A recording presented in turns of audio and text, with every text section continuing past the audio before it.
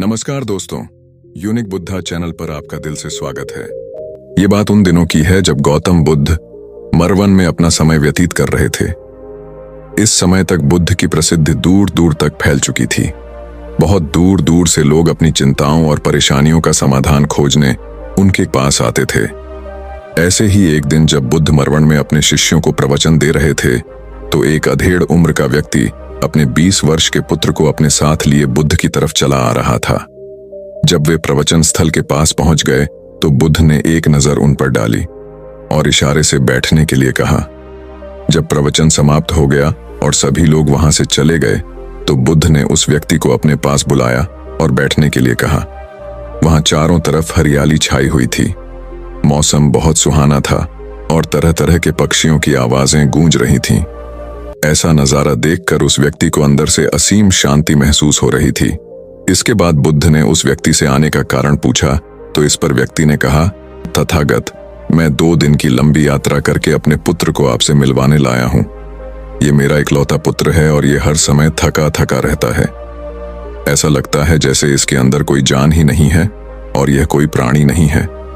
इसका स्वभाव भी काफी चिड़चिड़ा हो गया है। अगर हम इससे कुछ भी कहते हैं तो यह हमारी छोटी छोटी बातों पर गुस्सा हो जाता है। इसके देखने की क्षमता भी उम्र से पहले ही कमजोर हो गई है और इसके बाल भी सफेद पड़ने लगे हैं। इतनी कम उम्र में इतनी बड़ी उम्र का लगना, मुझे तो कुछ समझ नहीं आ रहा। किसके साथ हो, क्या रहा है तथागत? मैं अपने पुत्र के स्वास्थ्य को लेकर बहुत चिंतित हूं। जब मैं अपने पुत्र को वैद्य जी के पास लेकर गया तो उन्होंने कुछ औषधि दी और कहा, अपने पुत्र को तनाव कम लेने के लिए कहो। वो अपने दिमाग में बहुत अधिक तनाव लेता है, इसलिए उसकी ऐसी हालत हो गई है। लेकिन मुझे उनके बहुत समझाने के बाद भी तनाव का मतलब समझ नहीं आया। मुझे नहीं पता कि तनाव होता क्या है, यह किन कारणों से आता है और उसे कैसे अपने पुत्र के दिमाग से निकालूं। लेकिन मुझे सबसे पहले तो ये समझना है कि तनाव होता क्या है। इसीलिए तथागत, मैं आपके पास आया हूं। कृपया आप मेरी समस्या का समाधान कीजिए। ये सुन बुद्ध उसके पुत्र को बड़े ध्यान से देखते हैं।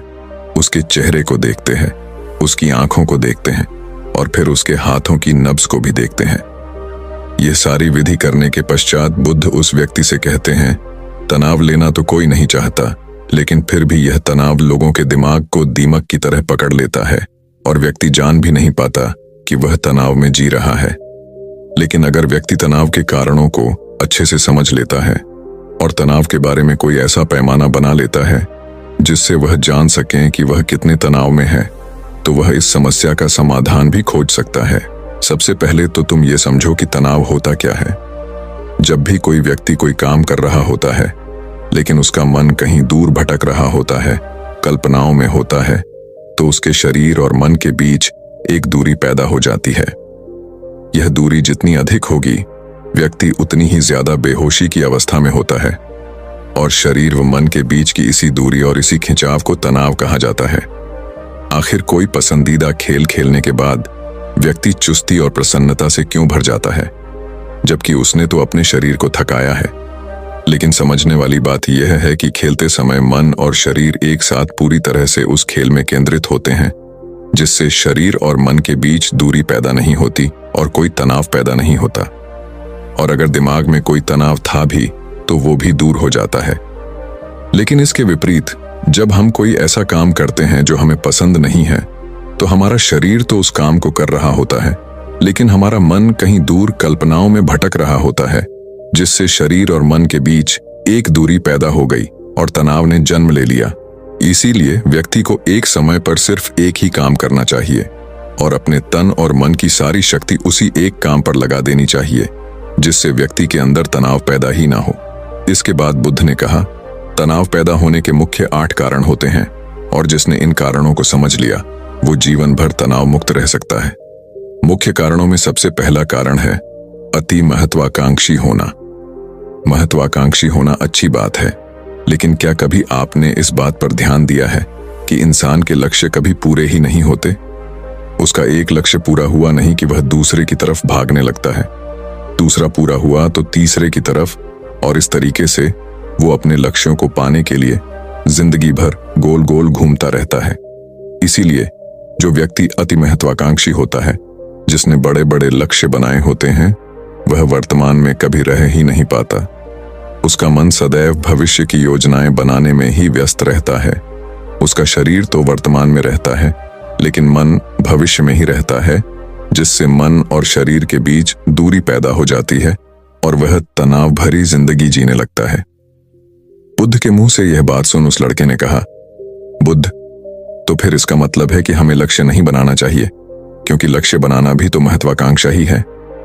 इस पर बुद्ध ने कहा, जीवन में लक्ष्य बनाना कोई गलत बात नहीं है, लेकिन समस्या तब उत्पन्न होती है जब वो अपना पूरा ध्यान उस लक्ष्य से मिलने वाले परिणाम पर ही लगा देते हैं और उसके परिणाम की चिंता करते रहते हैं। व्यक्ति को वर्तमान में जीना आना चाहिए। आप लक्ष्य बनाइए और उस लक्ष्य की प्राप्ति के लिए कड़ी मेहनत करिए, लेकिन साथ ही साथ आपको इस बात का भी ज्ञान होना चाहिए कि आप अभी वर्तमान में जी रहे हैं और वर्तमान ही सत्य है। बुद्ध ने आगे कहा, तनाव का दूसरा सबसे बड़ा कारण है ईर्ष्या। जब व्यक्ति ईर्ष्या और जलन से भर जाता है तो उसका मन अंदर से सड़ने लगता है। ईर्ष्या एक आंतरिक घाव है। आंतरिक घाव यानी मन का घाव। व्यक्ति के शरीर का घाव तो भर सकता है, लेकिन मन का घाव कभी नहीं भर सकता। इसीलिए व्यक्ति को दूसरे की खुशी और तरक्की से कभी ईर्ष्या नहीं करनी चाहिए, क्योंकि यह तनाव का कारण है। इसके बाद बुद्ध ने तनाव का अगला कारण बताते हुए कहा कि आरुषिपूर्ण काम करने से भी मन में तनाव पैदा होता है।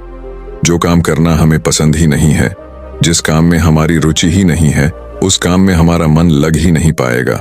हमारा शरीर तो वही बैठा रहेगा, लेकिन हमारा मन कल्पनाओं की उड़ान भरेगा, जिससे शरीर और मन के बीच दूरी पैदा हो जाती है और व्यक्ति तनावग्रस्त हो जाता है। इसीलिए इंसान को हमेशा अपनी रुचि के अनुसार ही कार्य करना चाहिए। अगर व्यक्ति ने यह पता कर लिया कि उसे कौन सा काम करना पसंद है और वो उसी काम को अपने जीवन का लक्ष्य बना लेता है, तो फिर वो काम उसके लिए काम नहीं बल्कि खेल बन जाता है। फिर बुद्ध ने कहा, तनाव का चौथा कारण होता है किसी दूसरे से अच्छा रखना। बुद्ध ने उस व्यक्ति की ओर इशारा करते हुए कहा, एक पिता होने के नाते तुम्हारी अपने पुत्र से बहुत सी अपेक्षाएं होंगी कि तुम्हारा पुत्र एक बहुत ही कामयाब इंसान बने, तुम्हारा नाम रोशन करे, जैसा तुम चाहते हो उस तरह का जीवन जिए, तुम्हारी हर बात माने। लेकिन क्या आज तक कभी किसी की सारी अपेक्षाएं पूरी हुई है?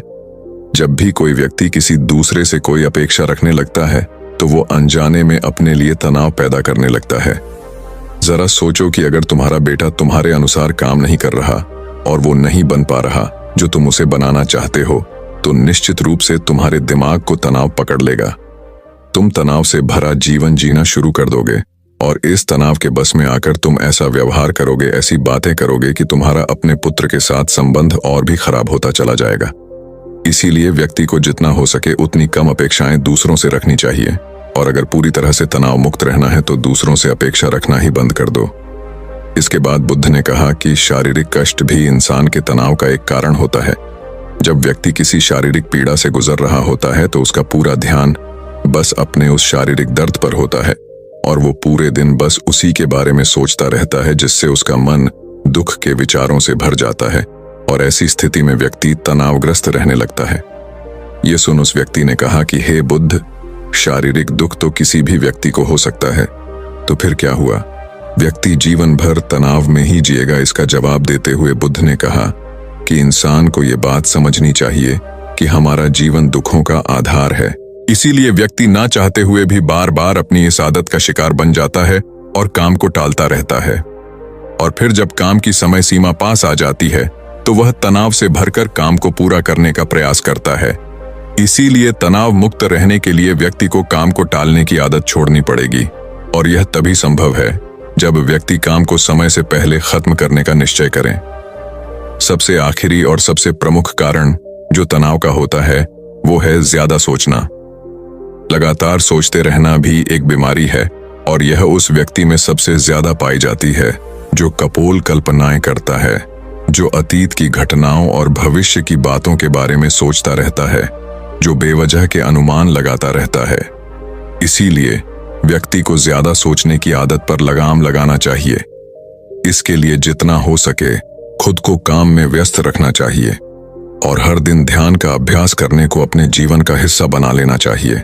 जैसे जैसे हमारा जीवन आगे बढ़ता है, इसमें दुख आते हैं, बीमारियां आती हैं और फिर अंत में मृत्यु भी आती है, तो बीमारियां इंसान के जीवन का अभिन्न अंग है। कोई इनसे बच नहीं सकता।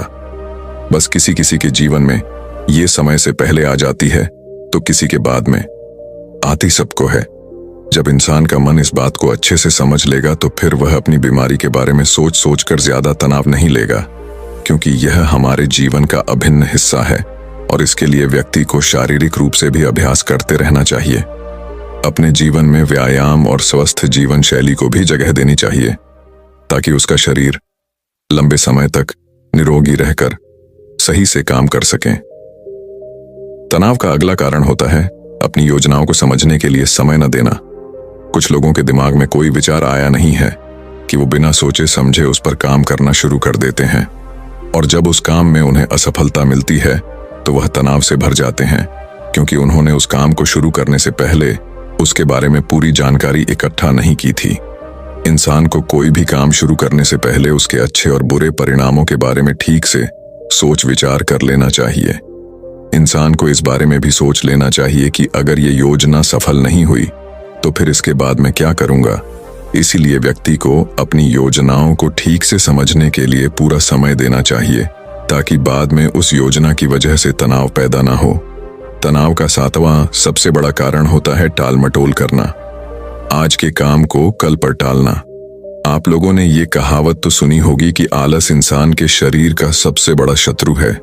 इंसान आलस्य की वजह से आज के काम को कल के लिए टाल देता है और फिर काम को टालना उसकी आदत बन जाती है। काम को कल पर टालने वाले व्यक्ति का काम कभी भी समय पर पूरा नहीं हो पाता, और अगर किसी तरह से पूरा हो भी जाता है तो वह उतना अच्छा नहीं हो पाता जितना अच्छा उसे किया जा सकता था, और फिर यह बात व्यक्ति के अंदर तनाव पैदा करती है। लेकिन काम को टालना या काम को एकदम अंत समय पर करना एक आदत है। बुद्ध के मुंह से यह सारी बातें सुनकर उस व्यक्ति ने हाथ जोड़कर कहा, बुद्ध, मेरा पुत्र तो अभी मात्र 20 वर्ष का ही है और इसमें अभी इतनी समझ भी नहीं है कि यह आपकी बताई सारी बातों का एक साथ पालन कर सकें। आप कृपया करके तनाव मुक्त रहने का कोई आसान सा तरीका बता दें, जिससे मेरा बेटा उसका अनुसरण भी कर सके और तनाव मुक्त भी रह सके। उस व्यक्ति की यह प्रार्थना सुन बुद्ध ने कुछ सोचते हुए जवाब दिया, अगर तुम इतनी सारी बातों का पालन नहीं कर सकते तो इसके लिए एक बहुत ही आसान विधि है।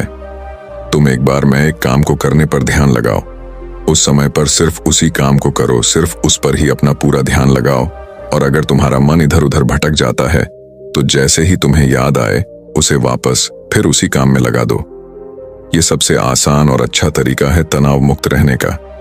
जब तुम भोजन करो तो उस समय सिर्फ भोजन ही करो, उसके पूरे स्वाद का आनंद लो, उसे अनुभव करो। जब चलो तो अपना पूरा ध्यान सिर्फ चलने में लगा दो। इससे तुम्हारा मन और तुम्हारा शरीर दोनों एक जगह पर केंद्रित रहेंगे। दोनों के बीच दूरी पैदा नहीं होगी, जो कि तनाव का मुख्य कारण होता है। दोस्तों, आज की युवा पीढ़ी एक ही समय पर 2-2, 3-3 काम करने के आदी हो चुकी है, जैसे फोन पर बात करते हुए गाड़ी चलाना, खाना खाते हुए टीवी देखना या फोन चलाना, और फिर इनकी शिकायत रहती है कि मैं तनाव में जी रहा हूं, मेरा मन शांत नहीं रहता है, मैं चिड़चिड़ा सा हो गया हूं। जब कोई व्यक्ति एक ही समय पर 3-3 काम करेगा तो तनाव पैदा होना तो स्वाभाविक है, क्योंकि दिमाग तो एक समय पर पूरा ध्यान लगाकर सिर्फ एक ही काम कर सकता है। पूर्ण रूप से एक ही समय पर 2 कामों पर ध्यान कभी नहीं लग सकता। इसीलिए जहां तक संभव हो सके एक समय पर सिर्फ एक ही काम करने का प्रयास करें, वो भी पूरे ध्यान के साथ।